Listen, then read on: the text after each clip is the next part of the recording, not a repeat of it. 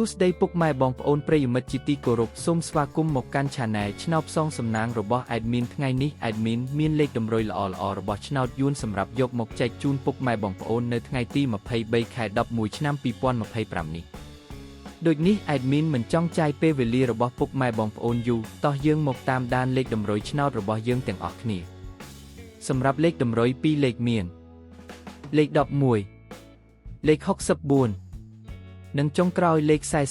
48សម្រាប់លេខតម្រុយអូស2លេខមានលេខតម្រុយទី1អូស10និងលេខតម្រុយចុងក្រោយអូស40សម្រាប់លេខតម្រុយ3លេខមាន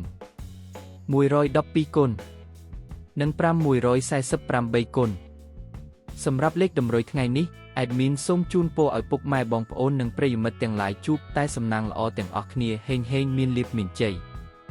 ជាចុងក្រោយសូមកុំភ្លេចជួយចុច Subscribe និង Comment ហើយដាក់សញ្ញារូបកណ្ដឹងដើម្បីជាការផ្ដល់កម្លាំងចិត្តមកកាន់ Admin ជាពិសេសងាយស្រួលតាមដានវីដេអូថ្មីៗនិងលេខតម្រុយល្អៗជាប្រចាំថ្ងៃជាមួយ Admin សូមគោរពលាពុកម៉ែបងប្អូនពី Admin ឆ្នោតផ្សងសំណាងសូមសំណាងល្អទាំងអស់គ្នាសូមអរគុណ